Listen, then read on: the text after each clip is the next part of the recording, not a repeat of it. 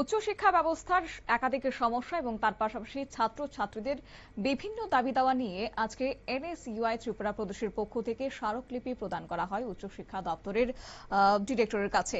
এবং শুক্রবার দুপুরে এই কর্মসূচিকে কেন্দ্র করে উচ্চশিক্ষা দপ্তরের সামনে জড়ো হয়েছেন সংগঠনের সদস্যরা। নির্ধারিত কর্মসূচি অনুযায়ী ত্রিপুরা প্রদেশ এনএসইউআই এর একটি প্রতিনিধি দল রাজধানীর উচ্চশিক্ষা দপ্তরে পৌঁছে ডিরেক্টরের কাছে একটি ডেপুটেশন বা স্মারকলিপি জমা দিয়েছেন। তাদের দাবিগুলির মধ্যে উল্লেখযোগ্য কি রয়েছে, কি বললেন এনএসইউআই এর ভারপ্রাপ্ত রাজ্য সভাপতি আমির হোসেন, শুনুন।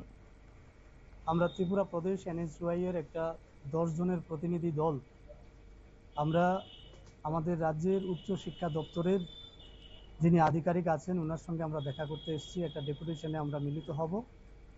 গতকালকেই আমরা চিঠির মাধ্যমে ওনার অনুমতি নিয়েছি যে আজকে আমরা দুপুর 1টায় এখানে আসছি। আমাদের আজকে এখানে আসার মূলত যে উদ্দেশ্য আপনারা সবাই জানেন, ইতিমধ্যেই 2026-27 সালের যে ভর্তি প্রক্রিয়া আমাদের রাজ্যের 28টি সাধারণ ডিগ্রি কলেজের মধ্যে চলছে, সেখানে আপনারা জানেন 2020 সালেই আমাদের দেশের মধ্যে জাতীয় শিক্ষানীতি চালু হয়েছে, যেখানে বলা হয়েছে এখন থেকে সমস্ত ডিগ্রি কলেজগুলোর মধ্যে 3 বছরকে বাড়িয়ে সেখানে 4 বছরের কোর্স করা হবে, অর্থাৎ 8 সেমিস্টার 8ম সেমিস্টার পর্যন্ত সেখানে পড়াশোনা করার সুযোগ করে দিয়েছে ছাত্রছাত্রীদেরকে যারা অনার্স নিয়ে পড়বে সেখানে।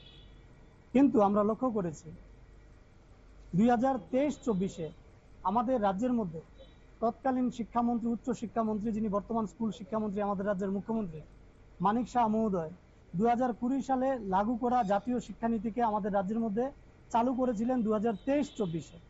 সেদিন ঘটা করে উনি বলেছিলেন আমাদের রাজ্যের বর্তমান যে উচ্চ শিক্ষা যে পরিকাঠামো এখন উন্নত হয়েছে, তাই আপনারা শুনলেন আমির হোসেনের বক্তব্য। এবং নেতৃত্বের দাবি হচ্ছে যে রাজ্যের বিভিন্ন কলেজের শিক্ষার্থীদের কাছ থেকে পাওয়া অভিযোগ এবং সমস্যার ভিত্তিতে এই দাবি দাওয়া উচ্চশিক্ষা দপ্তরের সামনে তারা তুলে ধরেছেন এবং সংশ্লিষ্ট দপ্তর দ্রুত বিষয়গুলি বিবেচনা করে প্রয়োজনীয় পদক্ষেপ গ্রহণ করবে বলে তারা আশা রাখছেন। এবং এই দাবিগুলি পূরণ না হলে আগামী দিনে তারা আরো বৃহত্তর আন্দোলনের পথে যাবেন বলে তারা এই দিনে সংগঠনের পক্ষ থেকে জানানো হয়েছে এবং খুব শীঘ্রই যেন এই দাবিগুলো পূরণ করা হয় তারা আশা রাখছেন। নিয়ে নিচ্ছে ছোট্ট একটি বিজ্ঞাপন বিরতির সঙ্গে থাকুন।